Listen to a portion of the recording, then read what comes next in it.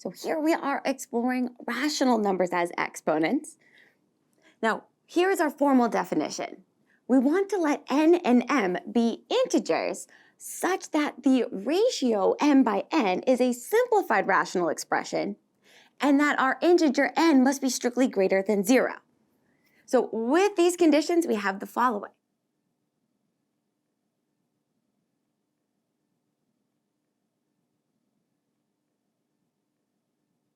So rational numbers as exponents, we have our two definitions here. We have a to the power of 1 over n can be rewritten as the nth root of a. Now, as always, be mindful here that if n is an even integer, then we need that number a to be non-negative, or in other words, greater than or equal to 0. Now, the second part of our definition says that if we have the number a raised to the n by n, that this can be rewritten one of two ways. We can say that this is the nth root of a raised to the power of m, or we can say that we have a, or the nth root of a to the power of m. So what this is telling us is that the order in which we evaluate this expression, whether we take the mth power second or the mth power first, we're going to end up with the same end result, as long as our algebra is accurate and consistent. So to help emphasize that the order does not matter here, let's consider the following example. So here we're being asked to write the expression using the radical notation and then to simplify. And we are given the expression 27 raised to the negative 2/3. Now, first things first, in looking at 27 raised to the negative 2/3, we realize that we have got a negative exponent. And we can't simplify with negative exponents. So using the properties of exponents, we can rewrite this as 1 all over 27 raised to the 2/3. Now we're ready to start simplifying. So remember, we can do this two different ways, and as long as our algebra is accurate, we're going to get the same result.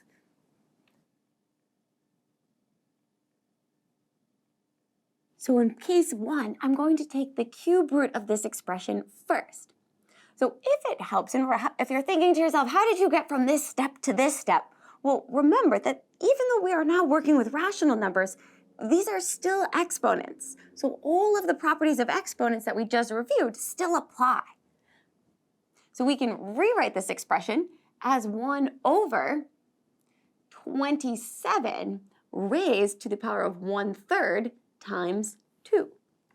So now I can see, hey, this is the third root, which we have in the denominator, and we're keeping that power of 2, or the square, on the outside.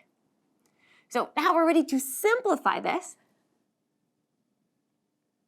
So taking the third root first, we know that 27 can be rewritten as 3 cubed.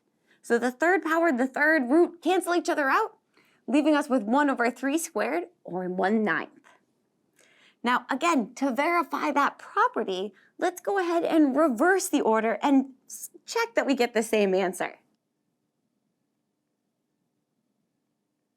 So again, from our simplification, all that we did here was we reversed the order of the exponents. So I rewrote this as 1 over, we can think of this as 27 squared multiplied by 1/3. So we're keeping that third root on the outside.